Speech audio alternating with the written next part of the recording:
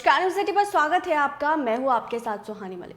उत्तर प्रदेश में आगामी लोकसभा चुनाव से पहले एक बार फिर से राज्य के बंटवारे की मांग शुरू हो गई है।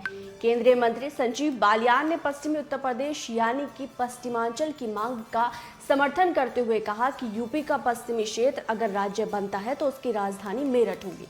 यूपी को 4 हिस्सों में बांटने की जो मांग है, बता दें कि पूर्वांचल, पश्चिमांचल, बुंदेलखंड और अवध प्रदेश में बांटने की मांग कोई नई मांग नहीं है। साल 2011 में भी बसपा की सरकार में मुख्यमंत्री मायावती ने इस बाबत में विधानसभा में एक प्रस्ताव पेश किया था, जिसे ध्वनिमत के साथ पारित किया गया था। हालांकि बसपा के इस प्रस्ताव का कोई खास असर नहीं पड़ा, क्योंकि राज्य के बंटवारे में मुख्य भूमिका संसद और केंद्र सरकार की होती है। तब बसपा सरकार के इस प्रस्ताव को जहां समाजवादी पार्टी ने सिरे से खारिज कर दिया था, वहीं बीजेपी की और कांग्रेस ने इस पर कोई अपनी जो स्पष्ट प्रतिक्रिया है वो नहीं दी थी। विपक्षी दलों ने उस वक्त बसपा के इस प्रस्ताव को राजनीतिक स्टंट करार दिया था। साल 2022 के विधानसभा चुनाव से पहले सीएम योगी ने इस बाबत में सवाल किए थे, तो उन्होंने कहा था कि हम तोड़ने वाले नहीं, जोड़ने में विश्वास रखते हैं। अब संजीव बालियान के बयान ने यूपी के पश्चिमी क्षेत्र में नया मुद्दा जोड़ दिया। माना जा रहा है कि लोकसभा चुनाव से पहले ये मुद्दा जोर पकड़ सकता है।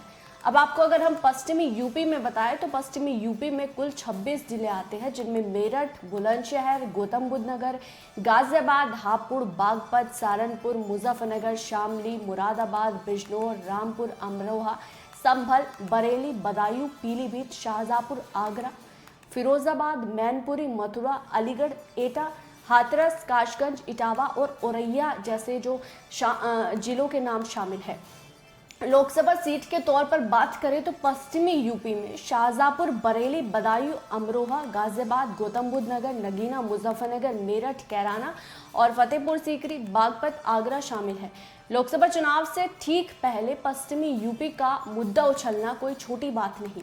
ये मुद्दा आरएलडी समाजवादी पार्टी के साथ बसपा की भी मुश्किलें बढ़ा सकती है। 2019 के चुनाव के आधार पर देखा जाए तो वेस्ट यूपी की 7 लोकसभा सीटें, जिसमें सहारनपुर, बिजनौर, नगीना, अमरोहा, संभल, मुरादाबाद, रामपुर में बीजेपी हार गई थी और पश्चिमांचल के बहाने से जनता को इस मुद्दे को साथ लाने की कोशिश करेंगी। चूंकि मामला पश्चिमी यूपी से जुड़ा है, ऐसे में रालोद और जयंत चौधरी इस मुद्दे पर चुनाव के समय बीजेपी के खिलाफ नहीं जाना चाहेंगे। वहीं सपा और अखिलेश यादव जो राज्य के बंटवारे के खिलाफ रहे हैं, वो रालोद के साथ है। ऐसे में उनके सामने असमंजस की स्थिति पैदा हो सकती है। इसके साथ ही बसपा खुद इस मुद्दे का विरोध नहीं कर पाएगी, क्योंकि ये प्रस्ताव उन्हीं ने ही 12 साल पहले पेश किया था। अब वेस्ट यूपी अगर अलग राज्य बना तो वहां की जो कनेक्टिविटी होगी वो कैसे होगी, वो भी आपको समझाते हैं। क्षेत्र से गुजरने वाले जो प्रमुख राजमार्ग या फिर एनएच बताए तो वो क्या है?